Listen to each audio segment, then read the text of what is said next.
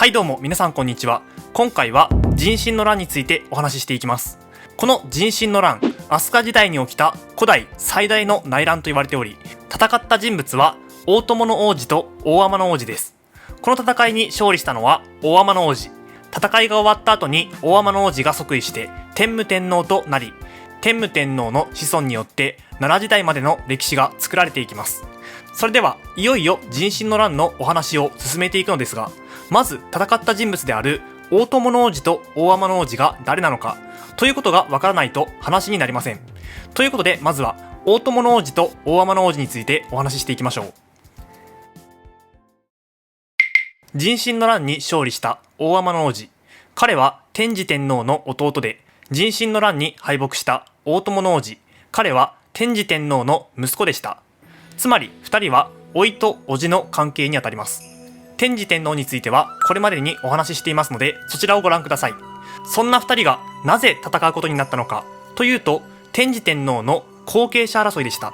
つまり天智天皇の次の天皇はどっちかという争いですね。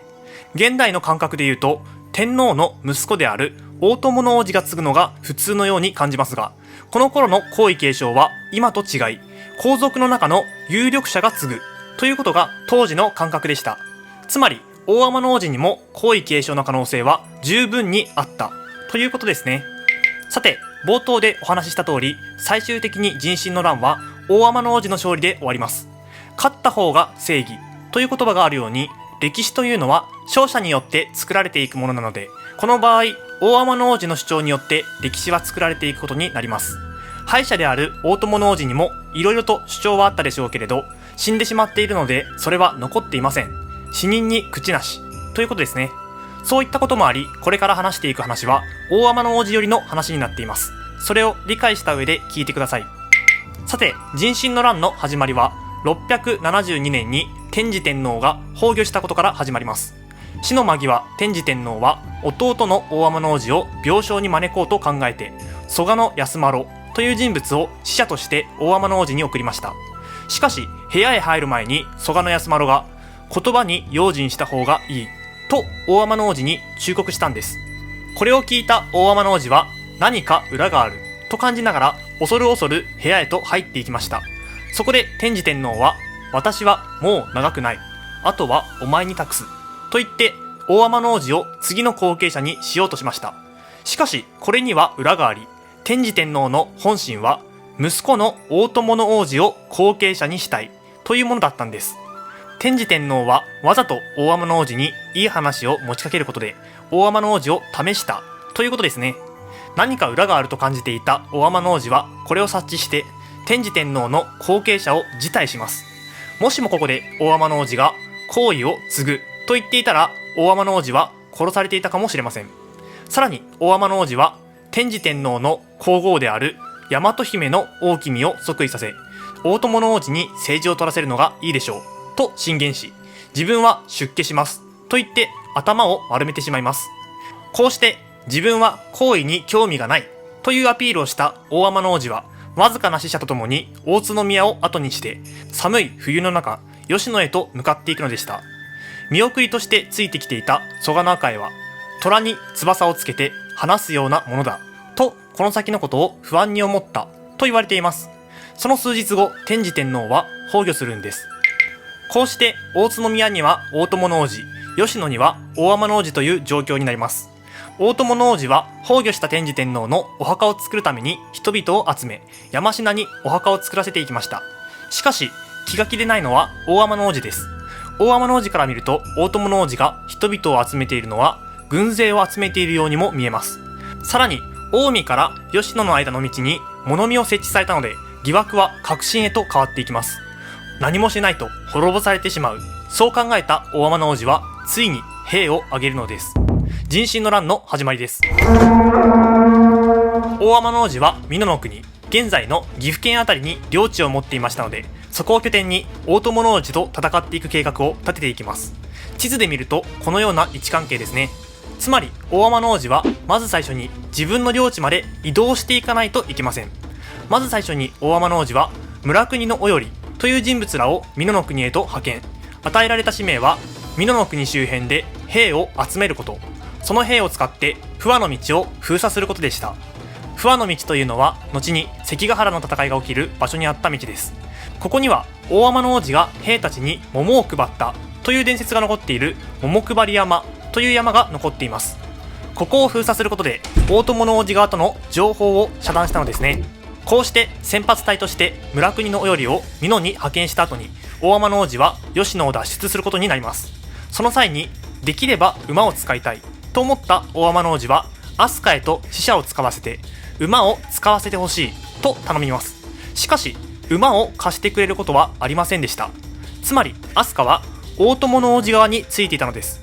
こうして一人は馬を貸してくれなかったことを報告に戻り、もう一人は近江に向かい、もう一人は飛鳥でこっそりと味方を集め始めます。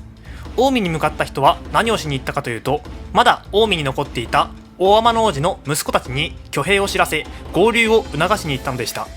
こうして大天王子は吉野を脱出、途中で近江から逃げてきた息子たちと合流し美濃国へと到着しました。こうして作戦は第2段階へと進んでいきます。さて、大天王子の作戦の第2段階というのは東海道東山道に使者を送って兵を集めるというものでした。大天王子は東国の人々を集めて軍勢として動員したんです。さらに軍隊の指揮権を息子である武智の王子に任せます。こうすることで壬申の乱は武智の王子対大友の王子という構造になり、その争いを超越した存在として大天王子がいるという状況を作り上げます。こうすることで後に大天王子が勝利した後には今までの大君という身分のさらに上の存在であるとして天皇という名前が使われるようになっていくのです。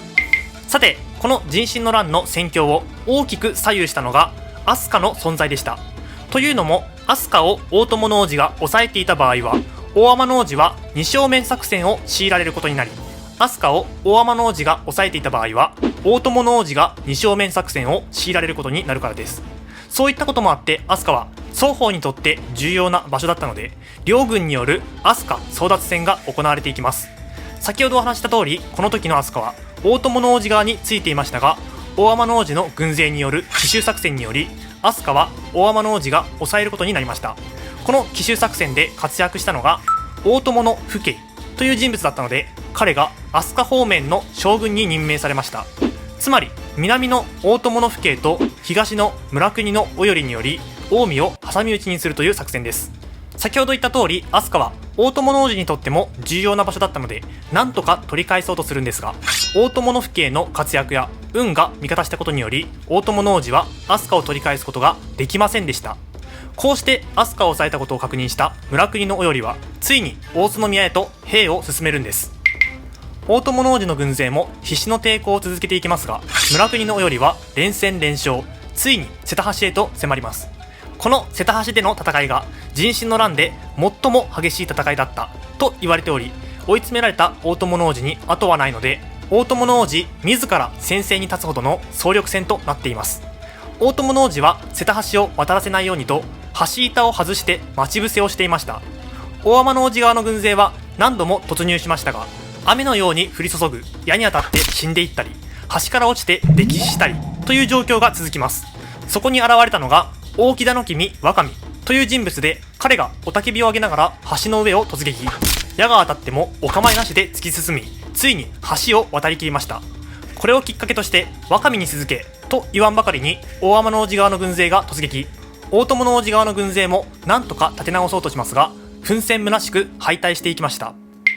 琵琶湖の北側から回り込んできた軍勢も迫ってきているし、飛鳥にいた軍勢も浪速と山崎を占領していました。大友王子に逃げ場はありません。せめて最後は名誉ある死を、そう思った大友王子は村国の頼に使者を派遣します。これを聞き入れた村国の頼は軍勢の攻撃を止めました。こうして山に登っていった大友王子は自ら首をくくって自害、大津宮は陥落し、大天王子の勝利によって壬申の乱は終わりを告げるのでした。さて、いかがだったでしょうか。こうして勝利した大天王子は不破から飛鳥へと戻り、そこで即位します。天武天皇です。ということで次の動画では天武天皇と持統天皇についてお話ししていきます。それではまた次の動画で。